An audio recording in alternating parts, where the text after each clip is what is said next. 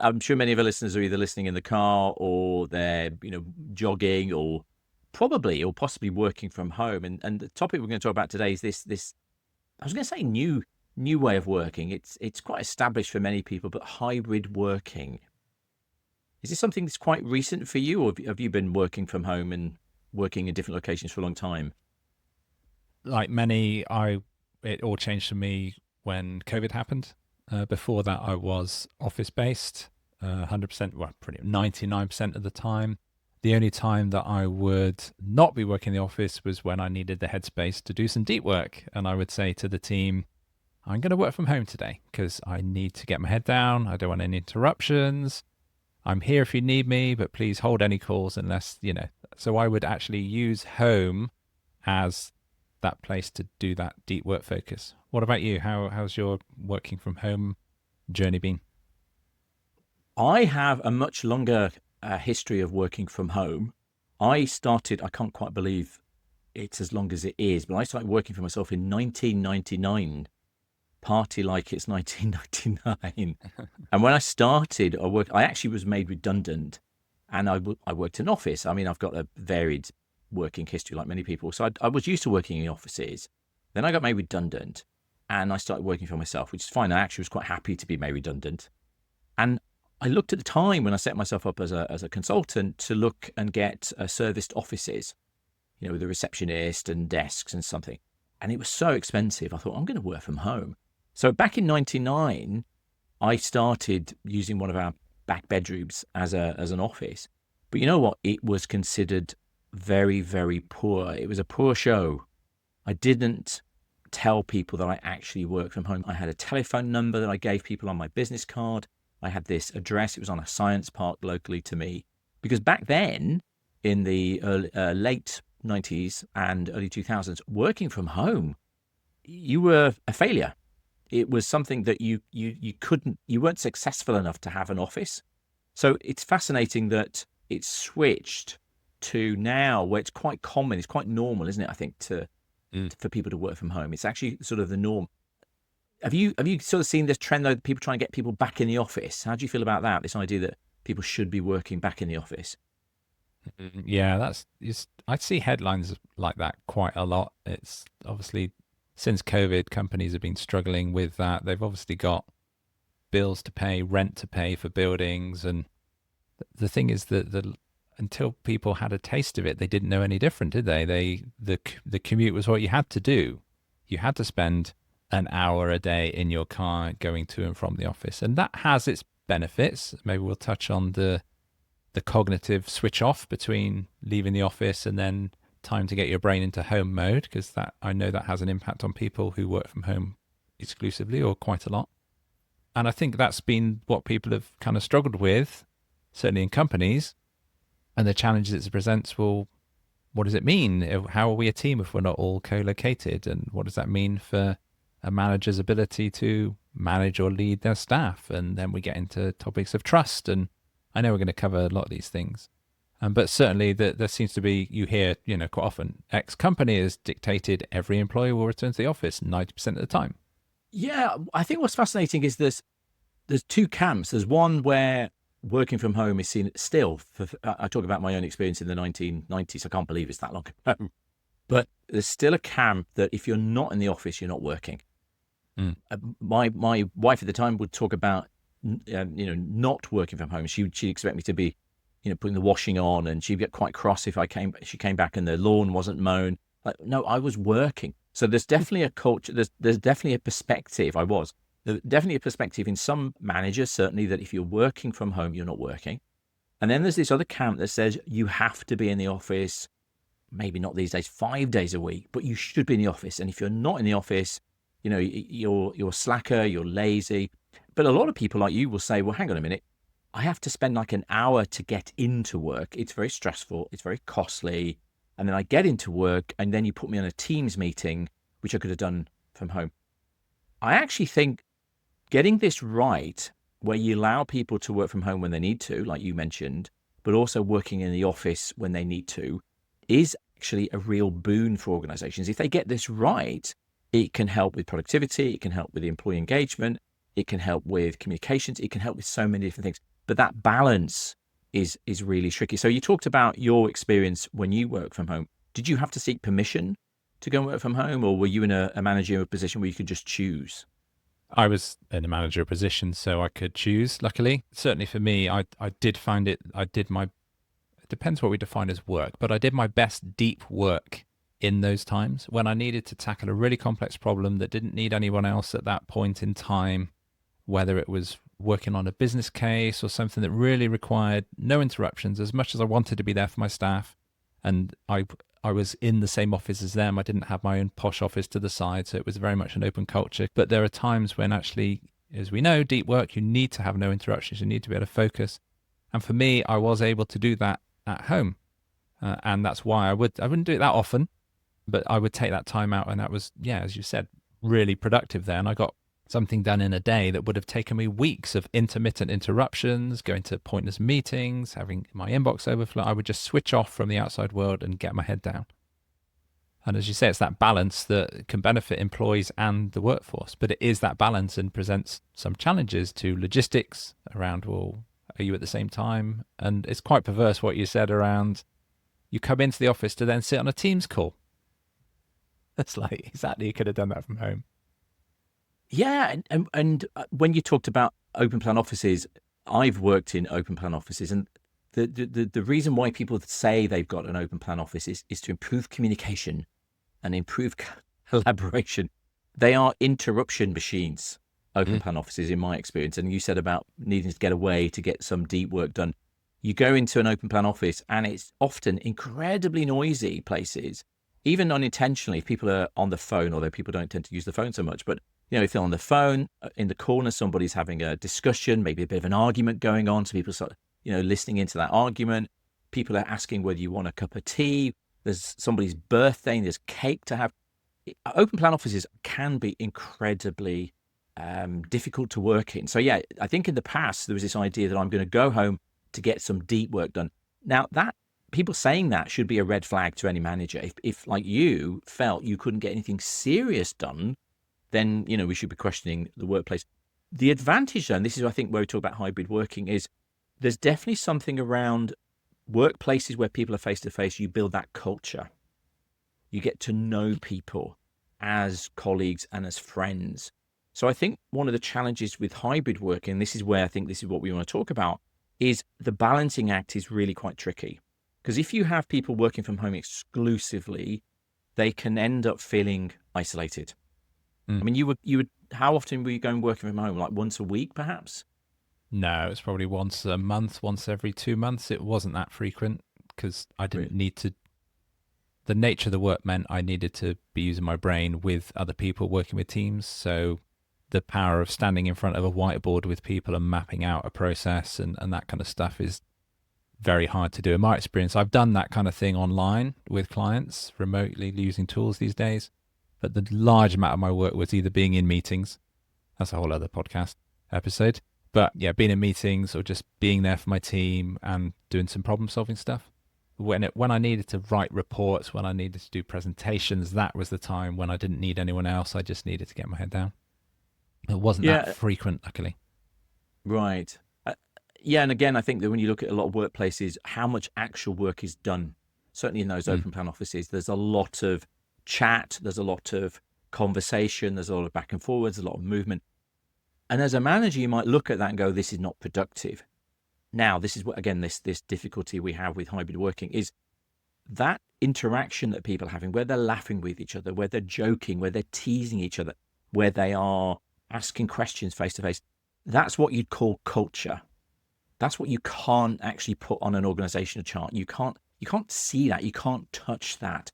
It's the culture of the organization. Ideally, as a manager and as a leader, you're developing a positive workplace culture where people are engaged and they're enthusiastic and they're hardworking. But that culture is incredibly difficult to maintain when people are working from home. If people are on their own, in their back bedroom, at the kitchen table, whatever it is, they might be productive, like you say, they're getting through their work, they're getting through their inbox, but they can end up being isolated. They're not getting the banter. I know banter is one of the things we have to be really careful about because my banter can be your, unpleasant comment or something. So we have to be careful what we mean by banter, but you lose the human touch. So I think hybrid working offers organizations that flexibility, that we need people in the office to build the culture. We need people in the office to get to know each other, to rely on each other, to build friendships. But we also need to give them space and time to go and work from home, like you, where they can be incredibly productive and focused and get a lot done. So that is a real tension, I think, from organizations, is if you leave people exclusively working from home, they can end up feeling isolated. They're not part of the team. There's also something else called, have you heard of proximity bias? I've heard of it, but you will be able to explain it better than me. Well, this idea that we tend to, unsurprisingly, know and like people that we spend the most time with. And if you're a manager, and this is something there's some research around, that people who tend to be in the office more tend to get the promotions. They tend to get they get the best projects, they get the new projects, they get the exciting stuff. Primarily because they were in the office when it came in, and maybe the manager said, anybody got some time to take this on, and a hand goes up in the open plan office. So the proximity bias is something, if you're working from home all the time, you might find that you're not getting some of those exciting new things happening because you just weren't physically there when it came in. There is some research as well that people who tend to work from home actually have a slower progression on the career ladder. So what happens in organizations is, and I'm sure people know this, is you'll be going down to make a coffee, and there's a couple of your colleagues having a bit of a sort of secretive chat, and you sidle along and go, hey guys, what are you chatting about? Or you overhear something, and they'll say, oh, have you heard that? And there's a new project starting, there's a new team being created, there's a new job role being created, and you pick it up like by osmosis. And those people who are in the office will hear about maybe an opportunity, they'll hear about a new job, they'll hear about a new project by accident, if you like. Now, you're working from home the first time, well, guess when you would hear about that new job if you're only working from home. When do you think you might? Well, when it's too late. Yeah, or they put it out on the company newsletter, like new opening, and if they send it around one of the sort of round robin emails. But by that time, the person who is in the office probably has already, made themselves known. They've talked to the manager, they've talked to the team to say, I'd be really interested, and they're ahead of you. So I say, some of the research suggests that people who are exclusively working from home, they're actually on a slower career path, but ironically, they're more productive, like you said, because they're getting things done. There's potentially a bit of a double whammy there, isn't there? Because the potential slow progression for people in their career, plus those people who are exclusively working from home and excluded from that culture, will feel disengaged potentially. They will feel not part of the team. And we saw that, and in terms of actually impacting mental health as well, we saw that during COVID, didn't we? Where people suddenly lost that environment that they were so used to, where they would have those water cooler conversations, where they would be with people who are friends, where you actually had to, just sat on a screen most of the day. And then we get into the whole presenteeism, right? I've got to have that green dot and show them online, or people are going to think I'm not working. I don't go make a coffee or go to the toilet, but you absolutely did that when you're in the office.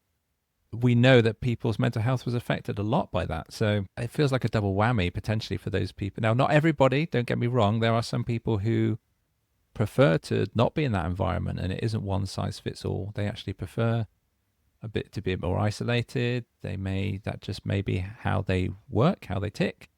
But there's definitely going to be a negative impact for some people in terms of that mental health side. Yeah, COVID changed everything in so many ways in our society, and COVID was one of those sort of epoch. There's like pre-COVID and post-COVID. Before, when people had to go into workplace, they had that social interaction. Then they had to be at home and they were isolated. It impacted a lot of people's emotional health and mental health, and many people are still suffering from that experience. What we've done, I think, is for many organizations, people like working from home. They are productive at home. Let's keep it without, and this is probably what we're talking about today, without examining how we do this. And I think many organizations I talk to and work with, the hybrid stuff is ad hoc. Some organizations have got policies in place. Some organizations have thought it through. Many organizations have sort of stumbled into this. And, Helen, she sometimes works from home. John never does. Dave over there does a bit here and there. And the hybrid policy is a little bit messy. So what you can end up with is that some people who really should be in the office more aren't, and vice versa. And if you think about, as I mentioned, workplaces are often, for many people, their main social interaction that they get in their lives. You probably know the statistics that many people meet their spouse, their partner, through work. One of the key questions when you ask in employee engagement is, do you have a friend at work? It's really important that you have somebody or some people that you feel at least friendly towards at work. But what we've done since COVID, many organizations, is we now have this messy hybrid thing. And we're talking about things like trust. So in terms of trust, I think that a lot of managers think that employees aren't productive. In the research, Microsoft did a survey in 2022. Most employees think they are productive. So you've got this productivity gap, this trust gap, that managers don't think that employees are as productive as they should be, and employees think they are being super productive. You then mix into that this person's at home. Are they working? Are they effective? And you mentioned the green dot, making sure that there's even software that managers and companies can have that track keystrokes. Have you come across this? I've heard of it. Yeah. I mean, it's down to what we define as productivity, isn't it? And this is something that I'm quite strong on when I'm working with clients. Is you can be productive, you can produce stuff, but it can deliver no value. If you're just typing and producing reports, or you're writing loads of emails, is that adding value to your customers? So actually, if hands on keyboard, and I used to manage software developers, and it's not about the amount of code that you write, it's about the solution that you deliver at the end. And the less code you write, frankly, the better, actually, from a technical perspective. There's less chance of bugs and things going wrong. So I think managers need to understand what they mean when they say being productive, and how do they interpret what productivity is. Is it just producing stuff of no value, or is it producing stuff that makes a difference? And yeah, if your employees in the office typing stuff just because they feel they have to, versus at home solving a problem that actually is going to deliver a load of value to the company, I know which I would choose. Yeah, we come back to the same issues very often, is that as a manager, as a leader, what you should ideally have is a value map. What do we do as a team, as a business, as a department that adds value? What is that process? What is that system that we have? We'll have internal processes, we've got external processes, we've got internal stakeholders, external stakeholders. And ideally what you've done is you've mapped that out. And as a manager, you're trying to make that process as efficient.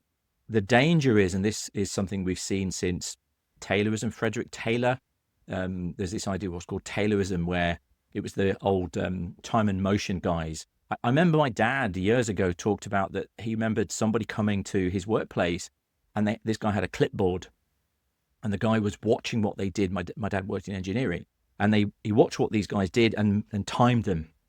And that's what was known as, or still is known as, Taylorism. So a lot of managers, like you mentioned, expect that just because somebody's in the office, physically in the office, tapping away at the keyboard, they are productive. But if you don't understand what the value process is as a team, you can't tell what is productive or not. So people tend to be busy.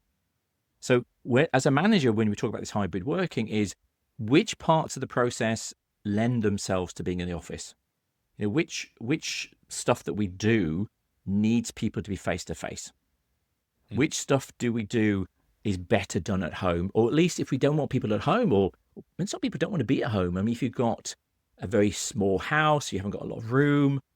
Some people resent, I remember during COVID, people resent having to give up some of their, if they've got a small apartment or something for work, I've got to find somewhere for work.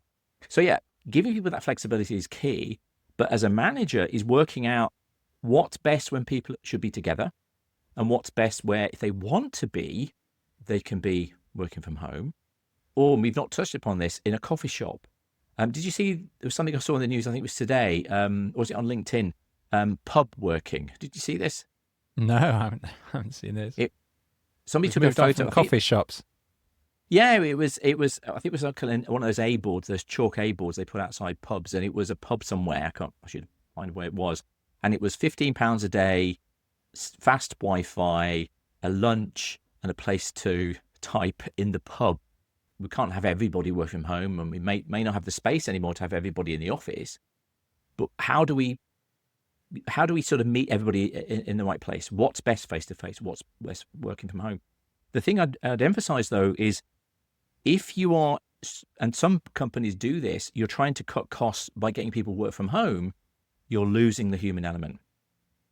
You're losing that face to face interpersonal relationship stuff. And that is something you won't see on a spreadsheet. Mm. You cannot calculate that. You can guarantee it's going to affect your business. It's going to make your team less cohesive. You're going to break down relationships rather than build them up. So there's also a point, I think, as a manager, where you say, you know what, it might be more productive to be at home, but from the team perspective, we should spend a bit more time, like you did, face to face. And that's a real tricky act to pull off, isn't it?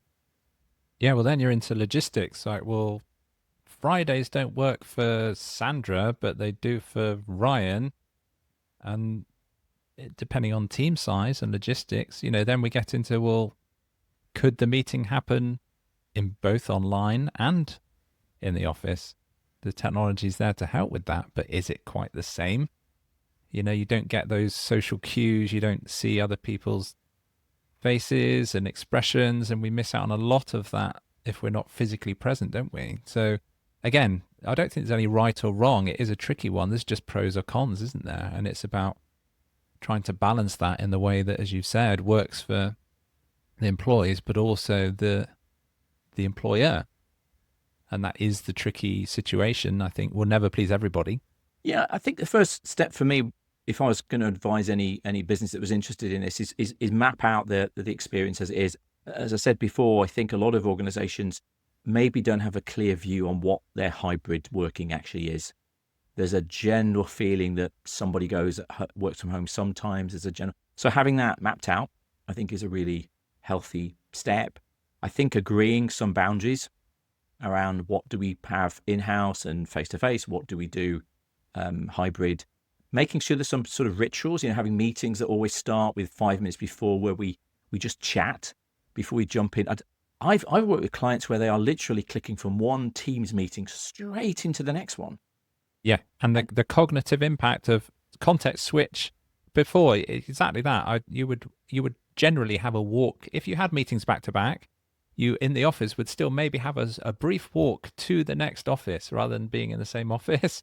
You still get that small disconnect. And we haven't touched on, I mentioned it earlier, we haven't touched on the commute and the impact that has, pros and cons. Yes. Of being able to switch off and work when you leave. But yeah, you're right. It can literally be from one thing to the next, click, click, click.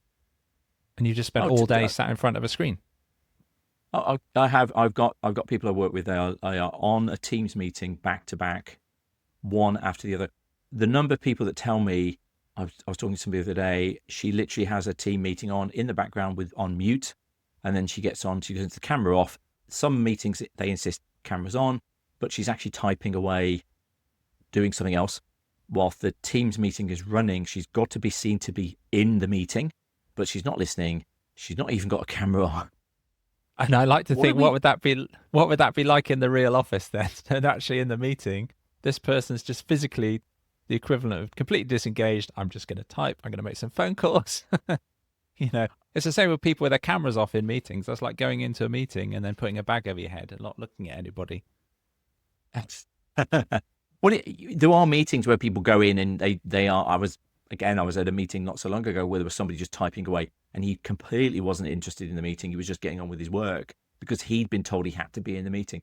So, as I say, I think you need to have those boundaries. You need to be clear, map that hybrid working process out, have an open discussion with your team.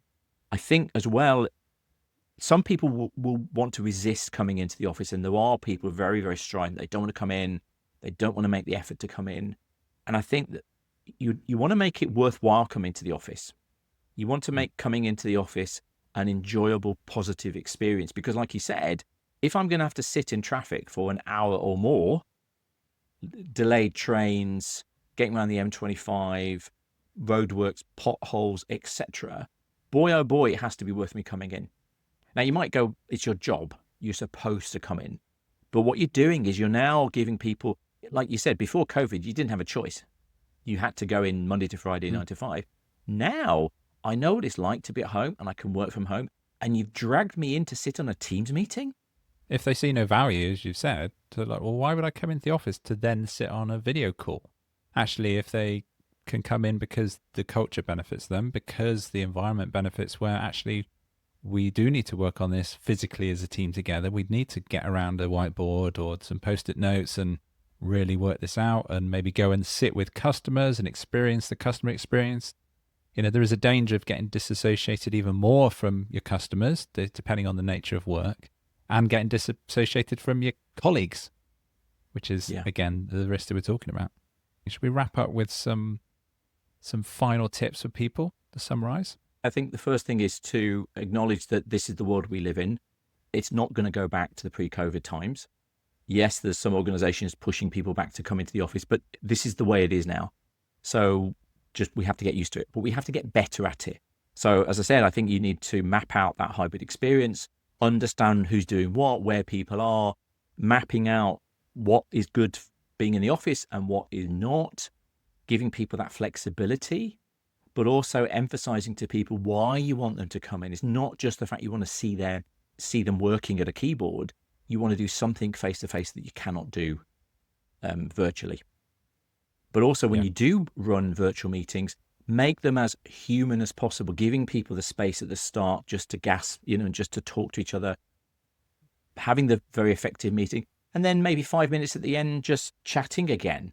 Try and make them more human experiences, even if they are virtual. Also thinking about those employees who do work from home most of the time, actually as a manager, to just check in with them. Don't have to only have a call with them because there's something to talk about with work. There's a danger that they really become disengaged. So actually have a regular check-in, just checking how you're doing. Is there anything I can help you with? Is there anything you need from me? Talk about the weather, talk about how things are. And because it's very easy to not see the things that you might see in an office, especially as a leader. If somebody's struggling, if someone's looking a bit stressed out, if you're not seeing them in that office and they're at home, hardly with their cameras on, you don't know what's going on. So I think it's important to remember to make those check-ins as well, if you can't physically get them into the office as often as you'd like, or they want to come in. I think that's a really good point. Just the fact that you haven't heard from somebody doesn't mean they're okay. Thank you for listening to the Work Unravelled podcast. We hope you enjoyed this episode. Be sure to subscribe to the show so you don't miss the next one. If you'd like Andrew or me to help you or your business, whether it is for team productivity, leadership coaching, or communication skills, our website addresses are in the show notes. Thanks, and until the next time.